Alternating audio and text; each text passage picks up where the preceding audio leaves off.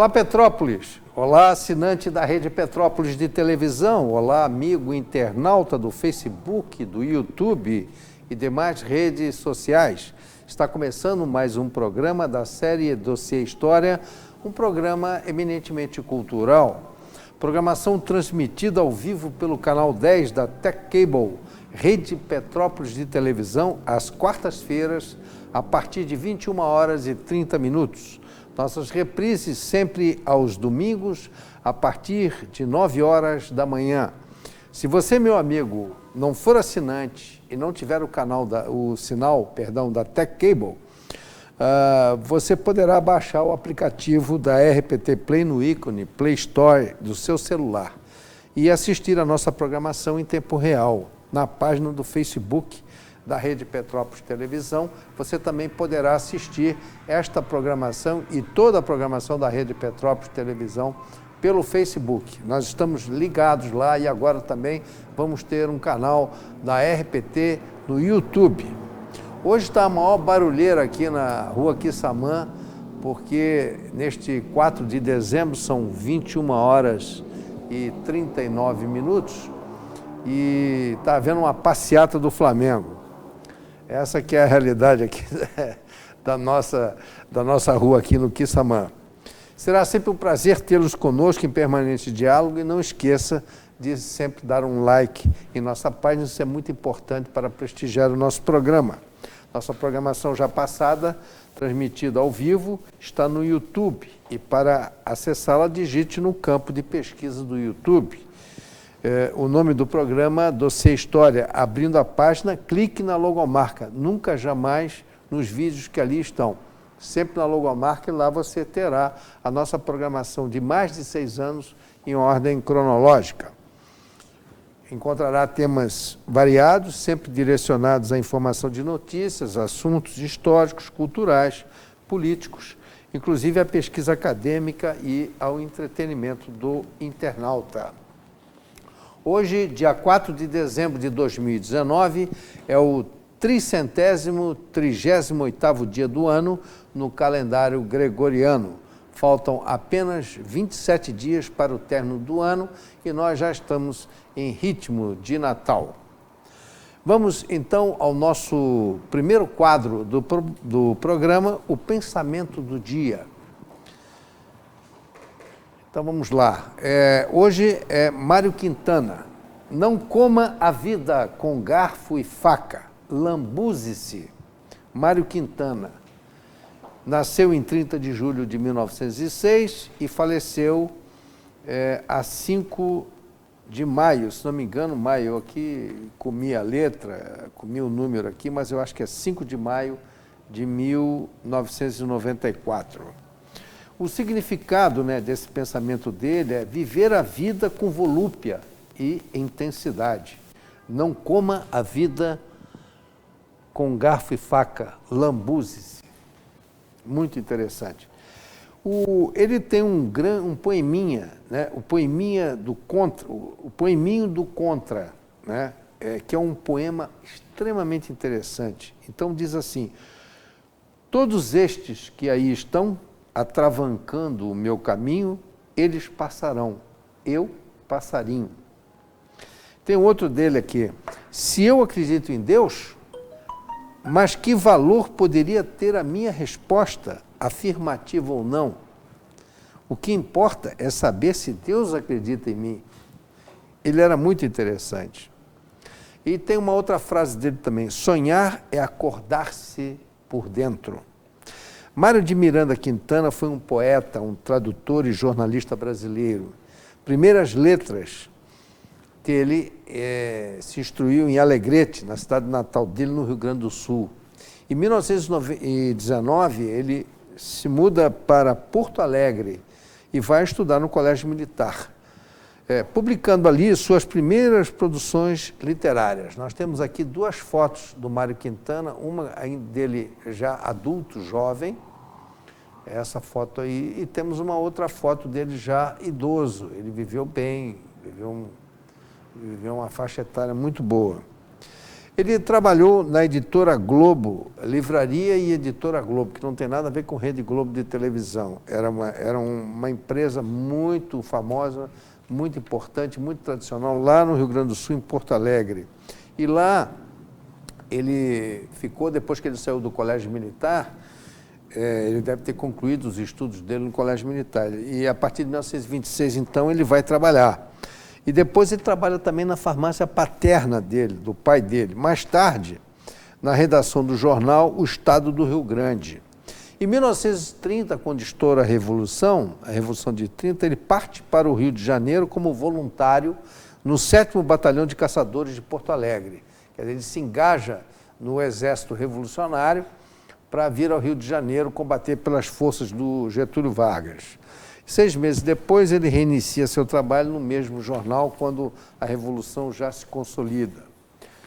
Em 1940, Mário Quintana publica seu primeiro livro de sonetos, A Rua dos Cataventos. Sua poesia levou vários sonetos a serem transcritos em antologias e livros escolares. Considerado um mestre do humor e da síntese poética, um dos maiores poetas do século XX, inegavelmente. Em 1980, ele recebeu o Prêmio Machado de Assis da ABL, da Associação Brasileira de Letras. E em 1981, ele foi agraciado com o Prêmio Jabuti. Ele tem, neste livro, o soneto número 2, que diz assim: dorme, ruazinha, é tudo escuro, e os meus passos, quem é que pode ouvi-los? Dorme o teu sono sossegado e puro, com teus lampiões, com teus jardins tranquilos. Dorme, não há ladrões, eu te asseguro, nem guardas para acaso persegui-los. Na noite alta, como sobre um muro, as estrelinhas cantam como grilos. Muito poético. Por 3 vezes, Mário Quintana tentou entrar para a Academia Brasileira de Letras, e não conseguiu. Jamais perdoou os acadêmicos pela desfeita. No dia 25 de agosto de 1966, Mário é saudado na sessão da Academia por Augusto Maia e Manuel Bandeira, que lê um poema de sua autoria. Convidado para se candidatar pela 4ª vez, Mário recusou o convite. Mário Quintana não se casou e nem teve filhos. Foi hóspede permanente do Hotel Majestic, lá no Centro Histórico de Porto Alegre, de 1968 até 1980. Desempregado, sem dinheiro, foi despejado e alojado do Hotel Royal, no quarto de propriedade do ex-jogador Paulo Roberto Falcão. Mário de Miranda Quintana faleceu em Porto Alegre, Rio Grande do Sul, no dia 5 de maio de 1994. Então, essa aí é um pouco da história de Mário Quintana, um grande poeta, um dos maiores poetas do Brasil, e ele chega no final da vida, tem esse desfecho. É lamentável. Muito bem, então vamos agora ao nosso segundo quadro, o dia 4 de dezembro na história, e eu vou pedir a vinheta.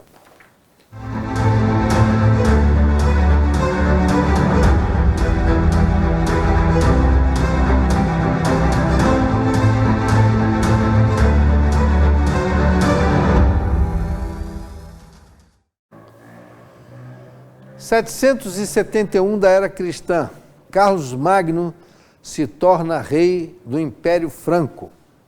Carlos Magno nasceu em 742 e vem a falecer em 814. Ele viveu bem, viveu mais de 70 anos.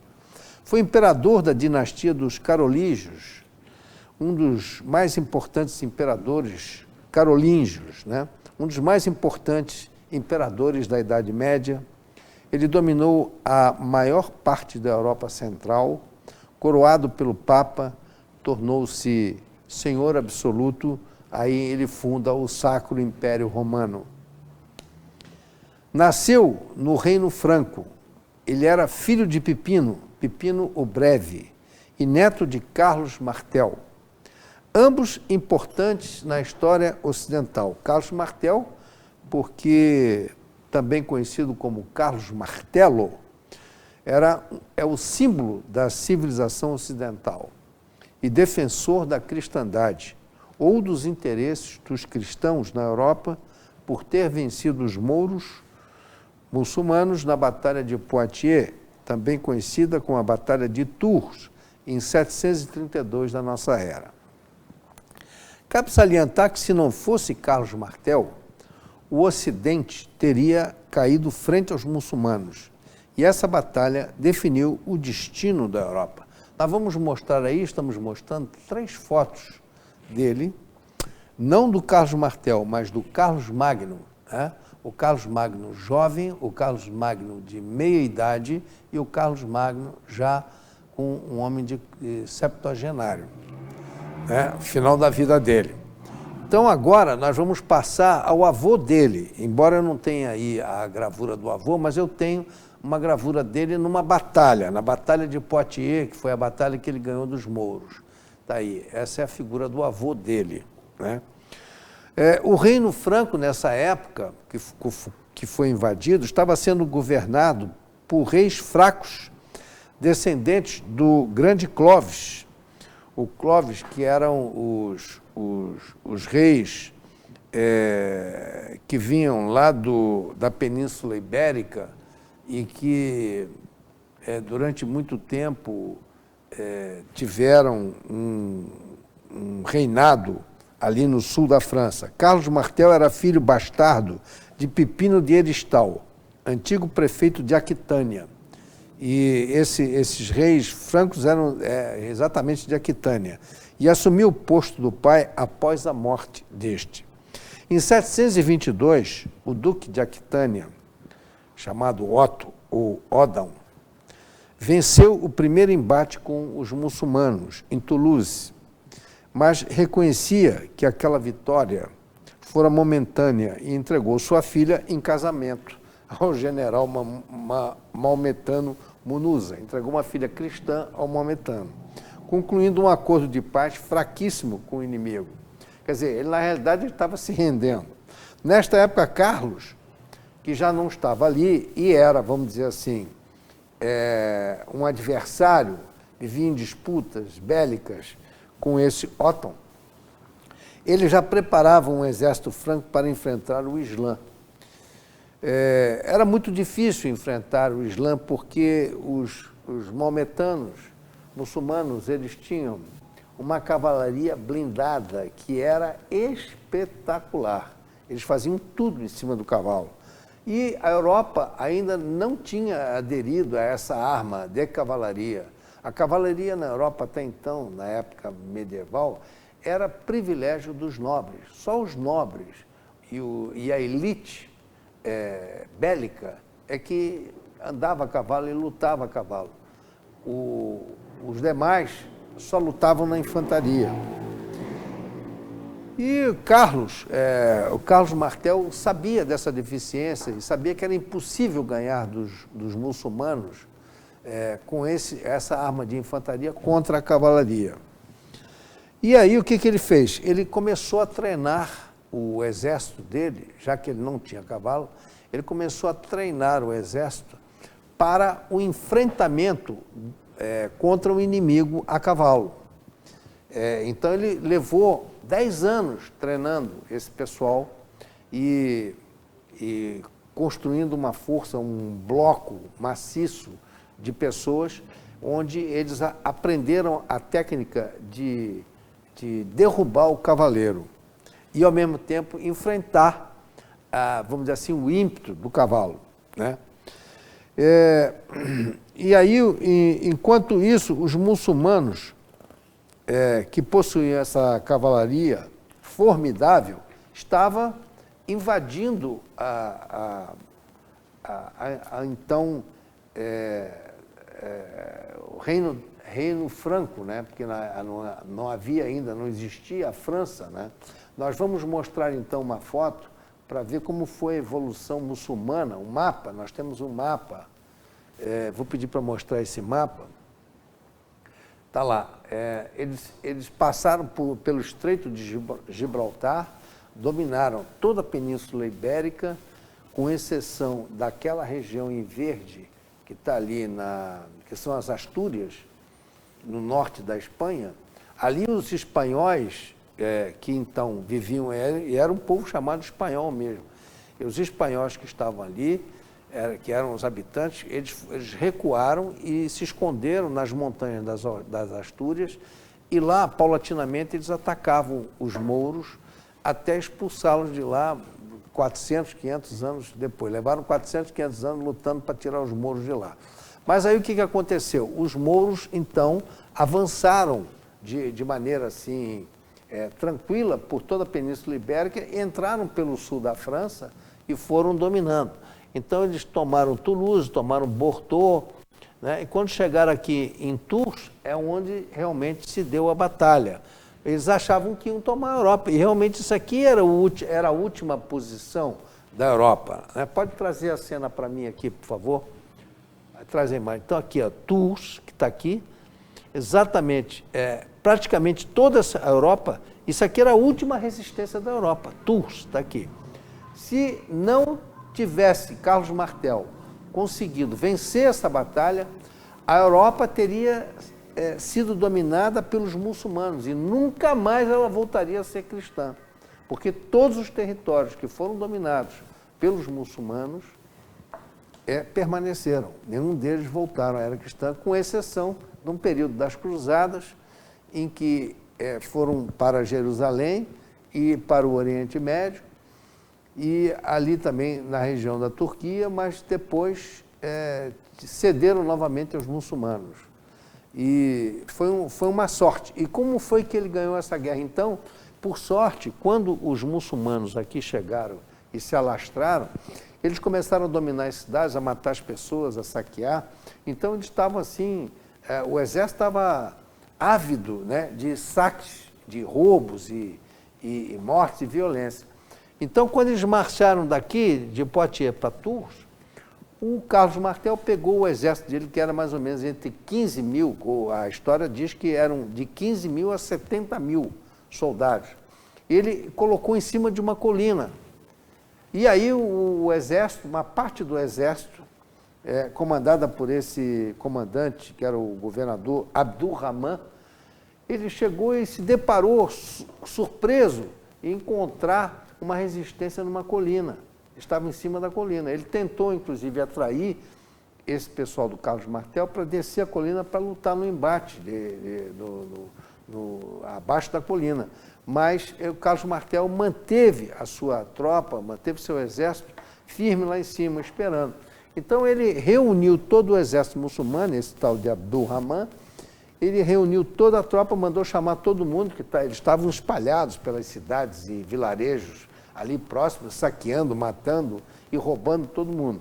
Então eles voltaram e se concentraram, aí começaram a atacar, e ele começou a atacar em pontos, né? Assim, a cavalaria de subir a colina, foram surpreendidos, tá? Eles vinham assim em carreiras, tem aqui uma expressão que eles usam aqui tecnicamente, em ondas sucessivas, está aqui, eu achei, em ondas sucessivas. Então ele começou a atacar pela cavalaria em ondas sucessivas, só que o exército do Carlos Martel estava treinado.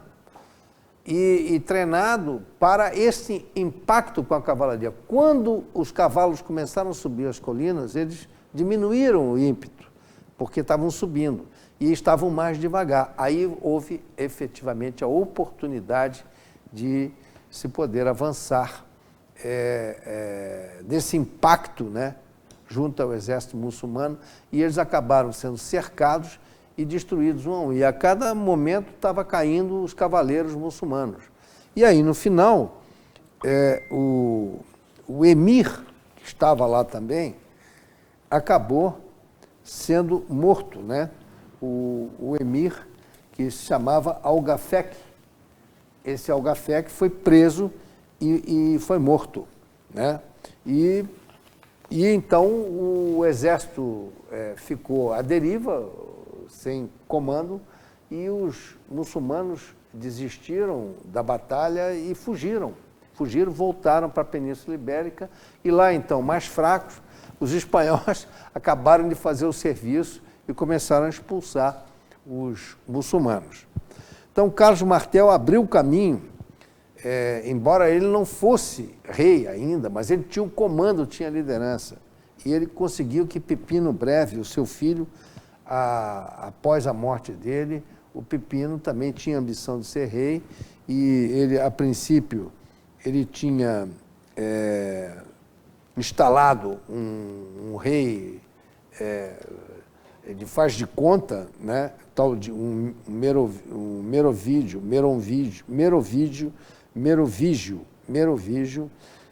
Childerico III como rei.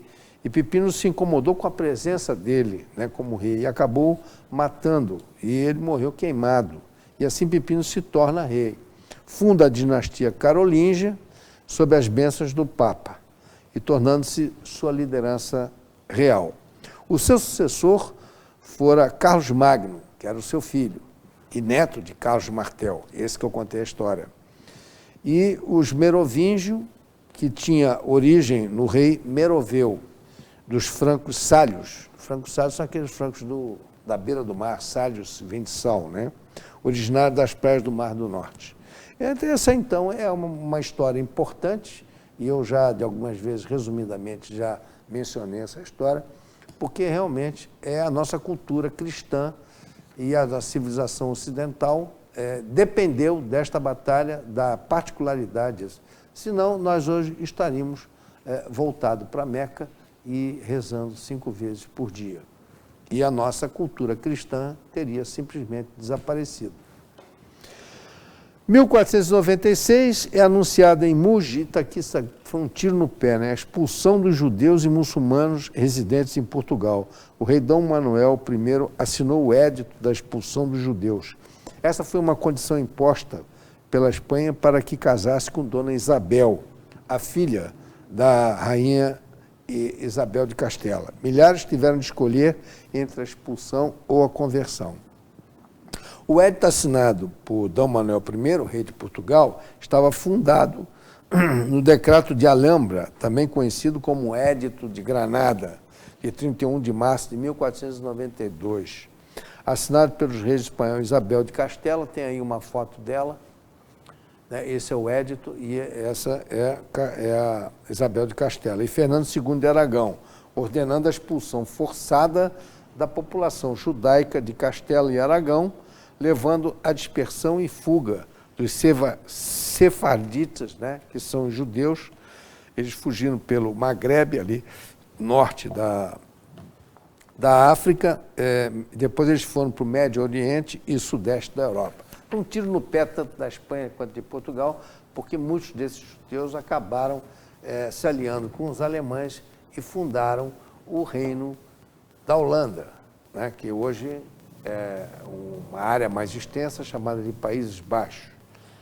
E os holandeses formaram um grande exército, uma grande empresa, a Companhia das Índias Ocidentais, e passaram a ser inimigos de Portugal e de Espanha, né? Então, o tiro saiu pela culatra. Os grandes pessoas inteligentes, judias, que eram capitalistas, que eram homens que financiavam, inclusive, as grandes navegações, foram expulsos de Portugal e Espanha e levaram toda a sua inteligência, todo o seu saber, todo o seu conhecimento para fundar a Holanda. Em 1810, o decreto de Dom João viria a ser, posteriormente, o rei Dom João VI, rei do Brasil, Portugal e Algarve. Ele cria no Rio de Janeiro, nessa data, 4 de dezembro de 1810, ele cria a Academia Real Militar, atualmente chamada de Academia Militar das Agulhas Negras. Ela ficava ali perto daquele viaduto da Praça 15, onde hoje é um museu, agora me falha o nome desse museu, mas ali naquela casa é um museu sobre a monarquia, sobre o império. Eu agora esqueci o nome, não vou lembrar. Muito bem, então terminamos aqui o dia 4 de dezembro na história e nós vamos ao nosso jornalismo dossiê História.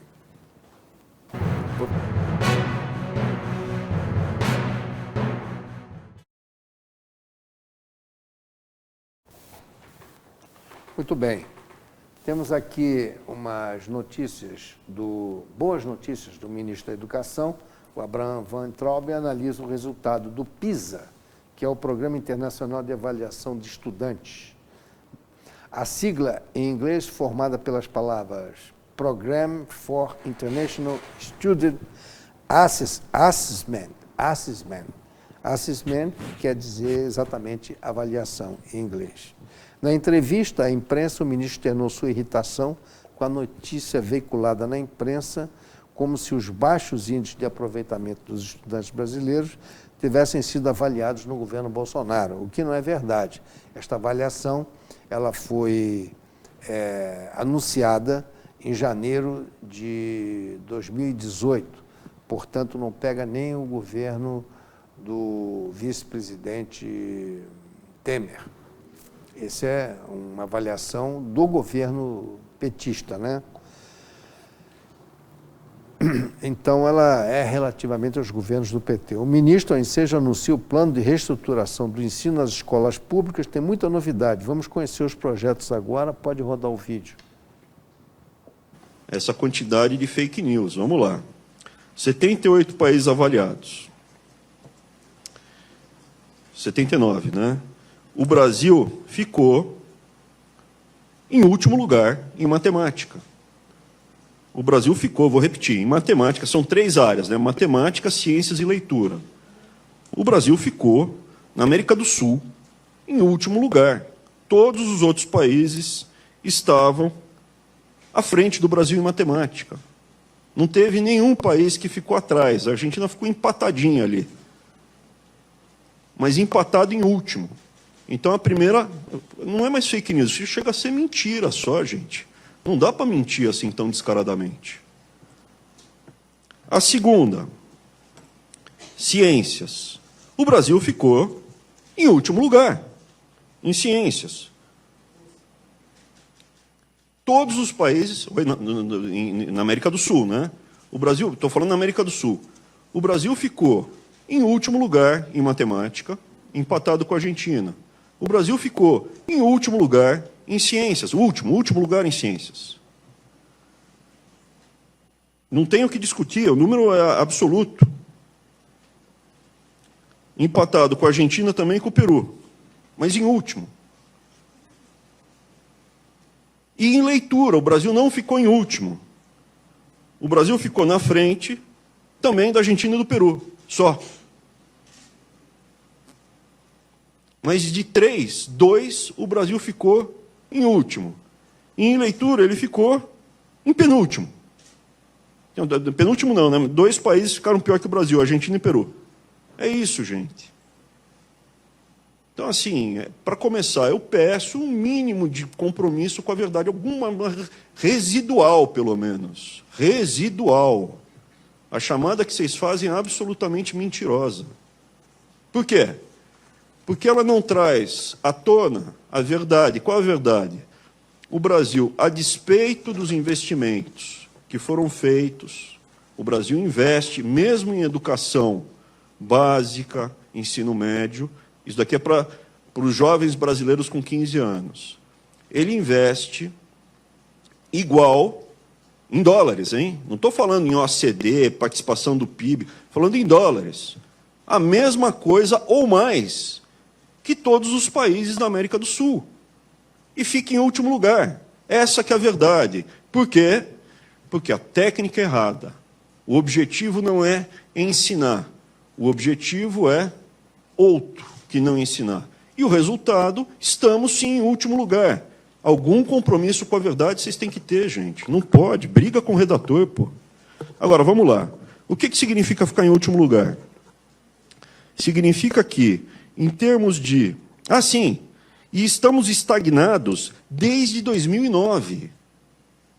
Estamos com o mesmo desempenho, estatisticamente, desde 2009. Não houve progresso.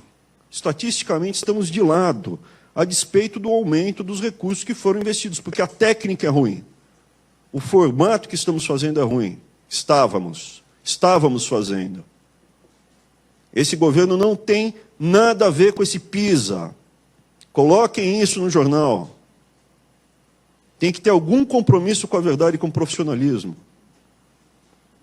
Vamos lá, o que significa isso? 68% dos jovens brasileiros com 15 anos não tem, 70%, não tem o conhecimento de matemática básica para poder se virar na vida. Não tem o nível 1 de matemática, isso é, não consegue fazer quanto é 10% de R$100, não sabe. Quanto é 3 vezes 4, não consegue fazer. Sabe assim, quanto custa? Custa R$2, dá uma nota de 5, pega 3 de troco, é isso. São analfabetos em matemática, funcionais. 70%. Quando a gente vai para a ciência, 55%, quando lê na embalagem produto ácido, não sabe que é ácido, põe a mão e queima a mão. 55% é analfabeto, completamente analfabeto em termos de ciência. E 50% em termos de leitura. Aos 15 anos, em abril desse ano, nós soltamos a nova Política Nacional de Alfabetização. Já tem, desde abril, uma nova Política Nacional de Alfabetização. E desde abril estamos em reunião, tanto com os secretários estaduais e municipais do Brasil todo. Desde lá, além de representantes, por exemplo, trouxemos aqui o Nuno Crato, que foi o ministro da Educação português responsável por tirar o Portugal, do último lugar na Europa e passar para a segunda posição de melhor país, utilizando métodos similares ao que está na nossa Política Nacional de Alfabetização. Trouxemos uma série de especialistas, apresentamos esses conceitos o ano inteiro para os secretários, num trabalho de convencimento. E isso começa a ser implementado no Brasil inteiro, na forma de treinamento e capacitação aos professores do Brasil inteiro, já no começo do ano que vem. E como nós faremos isso para o Brasil inteiro? Com a internet. Não dá para chamar todo mundo aqui para capacitar. Você muda isso via internet. Como você muda isso se as escolas públicas no Brasil não tinham conexão com a internet? Conectando todas elas. As escolas públicas, todas urbanas, vão estar conectadas via banda larga, com Wi-Fi e computador, e metade das escolas rurais vão estar conectadas. Com novos livros didáticos, porque os antigos não funcionam. A prova está no PISA de 2018. Eu peço um pingo de decência para colocar que o PISA é de 2018. Um mínimo. A gente começa a mudar isso com livro didático, com técnicas diferentes, com métodos diferentes, que foram feitos, apresentados, discutidos, e começaremos a implementar isso no Brasil inteiro, via internet, capacitação e treinamento para os professores brasileiros. Ponham isso no jornal. Escrevam. Vocês vão destruir essa indústria se continuar mentindo. Como mais a gente faz para mudar a realidade? 50% dos jovens na Europa fazem ensino técnico, no Brasil 8% fazem. Por quê? Porque quando ele chega no ensino médio, uma parte das pessoas quer começar a poder se virar, ganhar um dinheiro, ter um ofício, ou quer ter uma ligação mais prática com o que é ensinado nas escolas para não perder o interesse. O ensino técnico é fundamental para isso. 50% dos alemães, 60% dos ingleses fazem ensino técnico. No Brasil, 8%. O número caiu nos últimos anos do PT, de 2 milhões para 1,8 milhão de vagas. Nós estamos ampliando esse número para 3 milhões e 400 mil. 80% de crescimento. O que mais? Quando esse jovem mal preparado chega à faculdade, a faculdade não tem capacidade, preparo ou intenção de mudar essa realidade. Para isso estamos fazendo o Futurice, para as universidades públicas, federais, que queiram aderir, elas possam se modernizar, aumentando as ligações com a iniciativa privada, com a sociedade, para gerar resultado prático. E para as universidades privadas, que têm um emaranhado de burocracia, de detalhes que atravancam, dificultam, encarecem, nós temos a autorregulação. Que mais? O filho da classe média, a classe média sabe da importância de duas coisinhas básicas. Muito bem. São boas notícias, né, que o ministro está nos passando. Quer dizer, o governo Bolsonaro começa a mostrar ativamente as coisas boas que ele está implementando e que eram promessas de campanha. A educação é um dos pontos assim cruciais do programa Bolsonaro. E esse ministro ele está cumprindo a risca e está tendo uma postura bastante efetiva. Parabéns ao ministro, e a gente aqui está torcendo para que essas alterações possam realmente surtir o efeito esperado, porque a situação do ensino público no Brasil é periclitante. Agora até Cracolândia nós temos plantação de maconha em universidade, Cracolândia, em universidades federais. Está uma vergonha. Muito bem, mutatis mutandis, vamos falar de coisa boa, dando seguimento aqui às nossas entrevistas com talentos jovens. Nossa entrevistada de hoje é a jovem advogada doutora Ana Maria de Magalhães, que é bacharel em Direito desde 2017. Uma boa noite. Prazer grande. Uma boa noite. Em recebê-la aqui. Muito obrigada pelo convite. Uma boa noite a todos vocês que estão aí nos assistindo do outro lado. E eu estou muito feliz por estar aqui hoje e poder compartilhar um pouco do meu trabalho, né, frente à OAB, a OAB Jovem. E a gente vai falar sobre direito, de vários temas que vão ser de muita importância e utilidade. A doutora Ana Maria Magalhães, ela integra a OAB Mulher, né, sob a presidência da doutora Priscila Braga, e houve um rápido reconhecimento do trabalho seu, né, e veio logo o resultado, né? A doutora Ana Maria hoje, ela assumiu a presidência da OAB Jovem. E eu gostaria de saber, a primeira pergunta que eu lhe endereço, né, em que consiste o trabalho da OAB Jovem? A OAB Jovem, ela tem o papel institucional de aproximar a jovem advocacia, porque a gente utiliza, né, essa nomenclatura de OAB Jovem, mas jovem é no momento que a gente nasce para a instituição. Ou seja, a partir do momento que a gente recebe a carteira da OAB, aí sim nos tornamos OAB Jovem ou Jovem Advocacia, pouco importando a sua idade. E o trabalho é de acolhimento desses jovens profissionais, ou seja, aproximar, né, todos que estão ingressando, né, na carreira jurídica, né, começando a trabalhar, para o quê? Compreender, entender como funciona, né, a questão da advocacia, que é um trabalho muito difícil, não é fácil. A advocacia ela não anda no momento melhor dela, né, falando em questões históricas. Então, a gente precisa desenvolver esse trabalho, aproximar, para que a gente consiga trabalhar e ir evoluindo na carreira, né, que todo início é muito difícil. Muito bem. Então, esse trabalho da OAB Jovem, ele, paralelamente ao que a OAB faz com as demais faixas etárias, vocês fazem mais ligada ao que a clientela, mais ligada ao público em geral, usuário da justiça, ou ao advogado em si? Qual é essa atividade de vocês? É ligado principalmente ao advogado, aos estagiários. Então, todos, né, que estão estudantes de direito, né, os que já estão a partir do 7º período, que já podem se inscrever na OAB como estagiários, e, posterior a isso, aqueles que vão passar na prova da OAB e se tornarem efetivamente advogados. Então, o papel principal é de trazer conteúdo, informar sobre palestras, eventos. Então, eu assumi em agosto, né, desse ano, então surgiram alguns outros compromissos,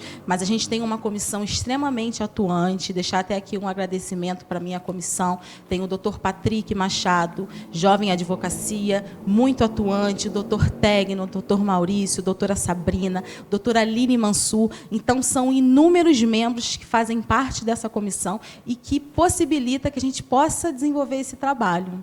Né? Então, para ano que vem, vocês podem estar aguardando que nós vamos ter muitas surpresas, muitas parcerias boas. Já até acrescento que nós estamos com um sorteio na página da OAB Jovem, né, que é o Instagram, @OABjovem_Petrópolis, parceria com a Verbo Jurídico, sorteando um vade-mecum. Então, essa é a nossa proposta, de acolhimento, trazer conteúdo, palestras, cursos, ou seja, capacitar essa jovem advocacia dentro da necessidade de cada um. Muito bem. Agora vamos falar um pouco sobre mediação, né? Qual é essa atividade que vocês estão desenvolvendo lá na OAB Jovem? A mediação praticamente é o futuro da justiça, né? Sim. É um tema extremamente importante, né, doutor Prisco? Que é a solução do conflito sem a judicialização. Sem a judicialização, perfeito. Eu sou mediadora judicial em formação, né? Estou fazendo o meu curso pelo Tribunal de Justiça, aqui do Estado do Rio de Janeiro, e hoje nós temos como temática inovação, né? Então, o advogado que está começando, ele precisa estar inteirado nas novas áreas do direito, porque, às vezes, a gente tem profissionais com vasta experiência em direito criminal, por exemplo, direito tributário. Então, são, às vezes, áreas difíceis de nós ingressarmos. Então, nós precisamos estar atentos nessas áreas novas. Então, a gente tem direito digital, fala sobre LGPD, que é a Lei Geral de Proteção de Dados, compliance, direito digital, e entra a questão da mediação. O que é a mediação? A mediação, ela vem como um dos métodos de solução de conflitos, que aí nós encontramos conciliação, arbitragem e a mediação, que vem fortemente para a vida, né, das pessoas. E qual é o papel da mediação? É de resolver o conflito, ou seja, levar as partes para conversar e para que elas mesmas encontrem a solução. E o papel do mediador é o quê? Estabelecer essa comunicação. Então, para isso, nós vamos utilizar ferramentas como a CNV, que é a comunicação não violenta, para que a gente consiga com que essas pessoas voltem a conversar e fale do problema, ou seja, resolva o conflito, ou seja, sem um terceiro para decidir, que é o papel do juiz. Muito bem. Agora, eu pergunto a você o seguinte, o nosso público, em geral, ele ouve essa história de mediação, mas às vezes ele não consegue perceber bem... Como aplicar, né? Porque é difícil, né, você mudar a cultura de um povo, né, que está acostumado a ir perante o juiz para resolver seus conflitos e, de repente, tem essa alternativa, mas ele não sabe utilizar essa ferramenta, né? Como é que você está sentindo isso na prática, no dia a dia, com relação ao público, esse usuário da mediação? Olha, por ser mediadora em formação, eu não posso aplicar essa técnica, aplicar no sentido de ofertar para o meu cliente como se eu estivesse... Mas eu digo da experiência que você tem sentido na justiça. Da mediação. Um avanço muito grande, porque a gente está trabalhando com a questão das práticas sistêmicas também, que é a questão da constelação, e a mediação está vindo muito forte para o Tribunal de Justiça. Em São Paulo e em outros tribunais... Quais são os maiores conflitos que aparecem, né, para a mediação? Hein? Questão de vizinhança. Vizinhança. Direito de família, muito importante, tem até mesmo decisão para ser aplicado nos casos de alienação parental. Ou seja, a mediação ela se aplica melhor em relações continuadas, em questão de contratos, ou seja, a gente pode trazer essa temática da mediação para direito empresarial, direito de família, brigas de vizinhança, ou seja, que são relações... Isso na prática está funcionando? Sim, sim, funciona. Só que não traz, ou seja, ela não pode ter aquela ideia de celeridade. A mediação ela não é célere no sentido que são feitas inúmeras sessões para que se estabeleça a comunicação entre as partes. Tá, mas vamos supor o seguinte, eu tenho um problema com o meu vizinho, vamos supor, e eu não quero ir para a justiça. Então, a quem eu devo procurar, onde procurar? Há mediadores já capacitados, ou seja, quem já tem uma pós-mediação ou que já tem um curso de formação pelo Tribunal de Justiça. Mas aonde eu vou procurar? Pode sim. Aqui em Petrópolis, por exemplo, a gente tem, pela Prefeitura, o núcleo do Petrópolis da Paz, que trata exatamente sobre justiça restaurativa. Então, eu vou no município, na sede do município. Você consegue, porque lá é uma câmara de mediação.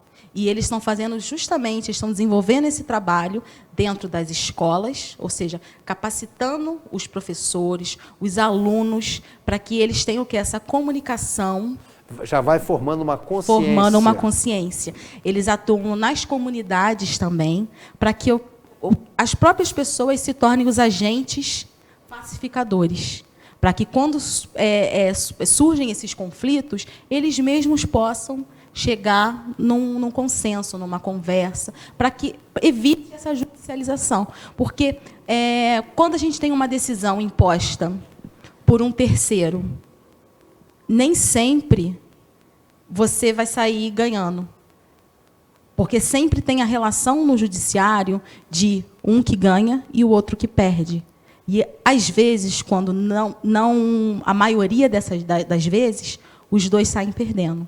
Então, a proposta, né, da mediação é isso, que as pessoas possam conversar, tratar do conflito, falar sobre sentimentos, falar do que está envolvido naquele conflito, e elas mesmas possam compor e chegar, a questão de uma visitação, eu vou ceder um pouquinho, eu tenho que chegar num acordo, e elas mesmas vão decidir.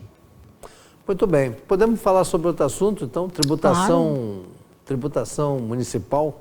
Sim, tem até uma novidade, né? Então, diga para nós qual é a novidade. A novidade. Porque o município, né, concedeu, que foi, acho que, uma luta de anos, até falar em agradecimento à doutora Giovana Carnevale, que ela é advogada tributarista, ela esteve à frente dessa pauta, né, há muitos anos, pedindo que houvesse essa isenção, e foi concedida pelo município a isenção para as igrejas e todas as entidades que prestam assistência social aqui na cidade de Petrópolis. Então, eles concederam a isenção do IPTU e a isenção da taxa de lixo. Então, isso vai gerar um impacto grande para que essas igrejas, essas instituições, promovam atividades sociais, ou seja, que reverta isso para a comunidade dentro dos seus projetos sociais.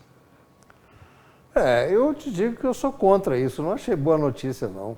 Menos faturamento para o município, mais encargo para os demais contribuintes, e as igrejas que estão ricas, cheias de dinheiro, as igrejas evangélicas, a igreja católica, todo mundo tem grande patrimônio, e não vão pagar nada.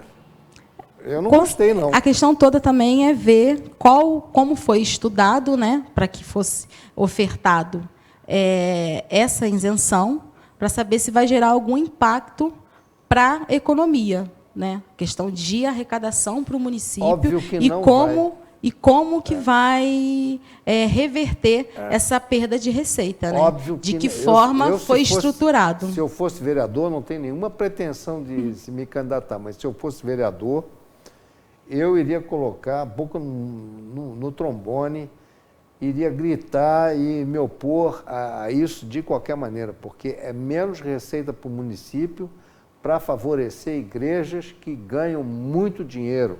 Haja vista que as igrejas evangélicas e até a Igreja Católica e outras igrejas têm as melhores, as rádios mais potentes, tanto de AM quanto de FM.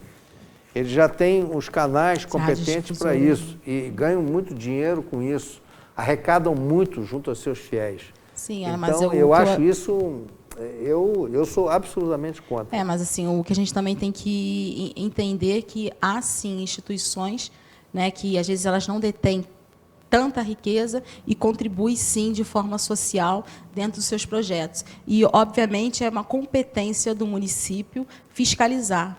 Então, o interessante também é que a população se conscientize desses benefícios concedidos e que, se você vê que tem alguma igreja que não atua de forma correta, que proceda, né, com uma denúncia cabível, com uma reclamação, que procure o Ministério Público para que dê andamento, prosseguimento na sua reclamação.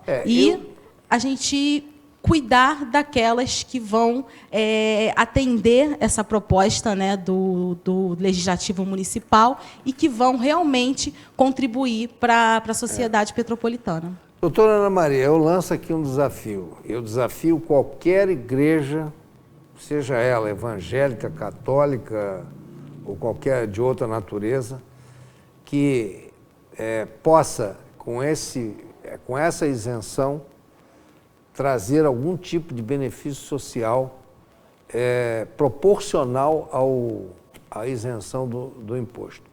Isso só vai causar na população mais prejuízo ainda. E aí eles vão aumentar a base do imposto para nós pagarmos mais imposto. Nós já temos que considerar aí que o encargo do município é grande com funcionários. Funcionarismo público do município, tem muita gente empregada, nomeada politicamente, um encargo enorme que nós já pagamos isso. E agora, menos arrecadação. Eu sou absolutamente contra. Porque eu acho que quanto mais pessoas pagarem, agora nós vamos entrar numa questão aqui tributária e fiscal, eu acho que quanto mais pessoas contribuírem, menos no rateio nós vamos pagar de imposto. Quanto mais isenção de imposto, e isso aqui não é só especificamente para isso não. Eu acho que para qualquer coisa, quanto mais isenção nós tivermos, mais o rateio vai ficar maior para quem paga. Essa é a minha opinião. Quer dizer, são questões políticas que, pela força, pela pressão política acontece, mas que prejudica a maioria. É a minha opinião, desculpe. Mas eu não vejo como boa notícia. Mas, em todo caso, vamos ver. Eu faço esse desafio, lanço esse desafio aqui, se alguma igreja for fazer algum trabalho social que realmente possa, com base nessa isenção, reverter em prol da comunidade, tudo bem, eu bato palma e dou a minha mão palmatória, mas eu duvido. Então, ficou lançado esse desafio. Quem está aí nos assistindo, que é membro de alguma igreja que desenvolve um trabalho social vultuoso, né, que vai trazer esse impacto, né, para a sociedade petropolitana, o convite está feito, o desafio está feito. Pois é. Aí eu lhe pergunto mais uma coisa. O município vai dar essa isenção. Sim. E se a igreja, vamos dizer assim, não cumprir esse objetivo esse social, é o ponto tem um outro omisso, mecanismo? mas esse é o ponto omisso. Já tem alguma ferramenta para poder? Não tem. Mas como várias coisas, porque não há uma contraprestação. Ele te concede uma isenção, mas ele não é condicionado, né? Há uma presunção de que eles vão fazer um trabalho social. Mas aí é um desdobramento que o poder público poderia estar fazendo, por causa da questão da fiscalização, que é dever do Estado. Mas não há na lei essa questão de que você precisa comprovar que, de fato, você está destinando esta isenção para essas obras sociais. Então está na cara que isso aí sei lá, se eu tivesse, vamos dizer assim, uma banca jurídica hoje, porque eu estou afastado da advocacia, eu fechei meu escritório de advocacia, mas se eu tivesse motivado para isso, eu reuniria um grupo para a gente entrar com uma ação para anular isso aí, porque isso é uma pura demagogia do prefeito. O prefeito Bernardo Rossi foi demagogo, ele está de olho na eleição. É a minha opinião. Posso estar errado, mas eu acho isso. Agora, isso quem aprovou também foi a Câmara de Vereadores, né? Sim, mas acho que foi Não, teve o projeto, foi tudo aprovado, enfim. O prefeito não vetou, né? Não. Não vetou. Pois é, tinha que ter vetado isso. Eu acho que o governante ele tem que proteger o tesouro, ele tem que proteger a arrecadação. Eu acho isso. Tá? Com essa história de social para cá, social para lá, é aí o rombo do país. Aí o rombo do país. Não sei, há certas coisas que só acontecem em Petrópolis. Olha, vou dizer uma coisa para você. Eu já estou em cima da hora já. Eu pratiquei uma desobediência civil em 1990, quando o Grata Coisa aumentou a base do imposto. Nunca mais paguei imposto predial. Sabia disso? Nunca mais paguei imposto predial. Desobediência civil. Eu acho que só com a desobediência civil a gente resolve essa situação. Tá? Aumentou a base, sabe por quê? Porque queria mais arrecadação. Vou ficar te devendo aqui um outro espaço, um outro dia para a gente voltar a conversar. Eu agradeço, que hoje a gente ia falar também sobre questão de cobrança de ICMS na conta de luz, que acho que é um tema que atinge a todos que estão nos assistindo, mas espero ser convidada para o próximo programa. Quarta-feira da semana que vem, você quer voltar? Podemos, eu vou só confirmar, então, mas creio que já está certo. Nós vamos continuar esse programa aqui na quarta-feira da semana que vem. Então, perfeito. Vamos fazer uma polêmica aqui. Tá? Vai ter petição inicial e contestação. Ih, meu Deus. Tá? Sentença, tá bom? Perfeito, doutor Prisco. Querida, muito obrigado pela sua presença, agradeço. doutora. Viu? Muito obrigada pelo convite. Semana que vem, eu te agradeço aqui, vou dar um espaço bem maior para você na semana que vem. Então, tá bom. Vamos ver se a gente consegue cumprir esse desafio. Quase que uma temática toda aqui. O desafio também das instituições que realmente vão usufruir desta isenção e trazer algo para a sociedade. Então, o convite já está feito também. Então, tá já bom, que querida. é polêmica. Quarta-feira, semana que vem, 21h30, estaremos aqui. Um abraço para todos, muito obrigado pela audiência. E domingo, 9 horas da manhã, é a reprise deste programa. Boa noite.